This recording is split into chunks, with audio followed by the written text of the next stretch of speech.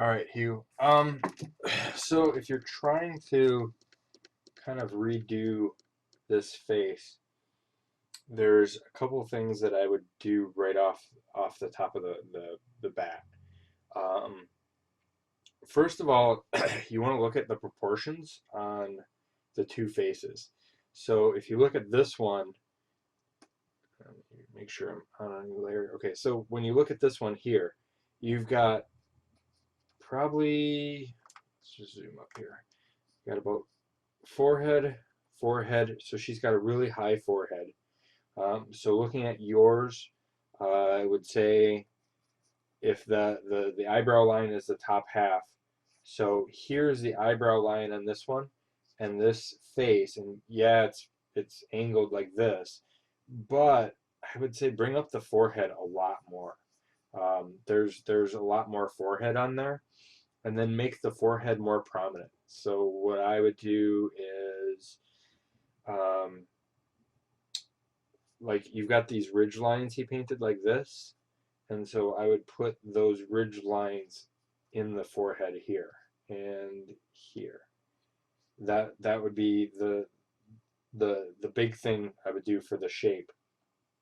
And then if you look at the proportions from top of the forehead to about the middle, it's about the middle of the nose. And now I know you're going down, so basically look at the middle of the nose, but this would be longer. So I think her nose would be a little bit longer because when you look down like this, even though it's middle, middle, middle, there's going to be more of this showing than there will be of this, if that makes sense. Just depth perception. So paint, I think bringing the nose down would be another thing. And then um, the way the lips are too. The lips are straight across, and when you're doing a downward perspective, you're going to get much more arc on it, like so. And I would say something like that would be much better. And then the narrow chin, like so you've got the lips here, and then the chin is going to be a lot narrower because of your overlap. So that's the first thing I would do.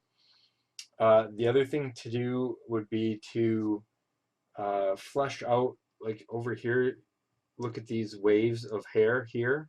You don't really have that here. So if you want to clone this, flesh these out into individual pieces, and then bring this back down, and it's kind of that trait mark.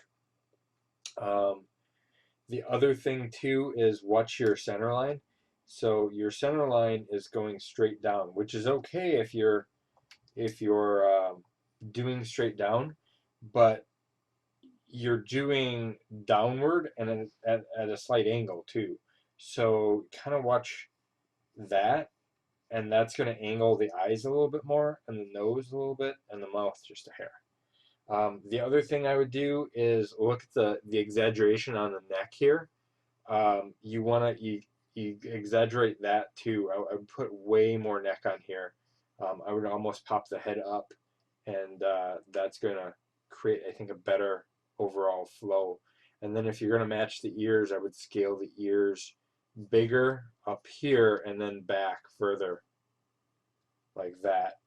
Same, and I would actually have something coming out this way too.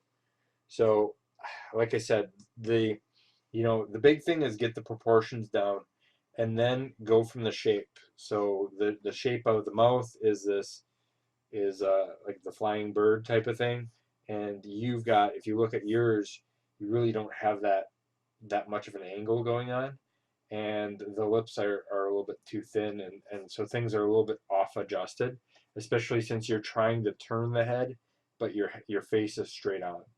So in all reality, to kind of fix this, if you're looking at this like this, and then you're angling the head here, I'd put the chin over here and then arc this a little bit closer to your reference. And I think that's going to help you out, because right now you've got, and the ear needs to go up too. Right now, you've got a lot of just proportional errors on the face, I think. So I would try and fix those first. I hope that helps.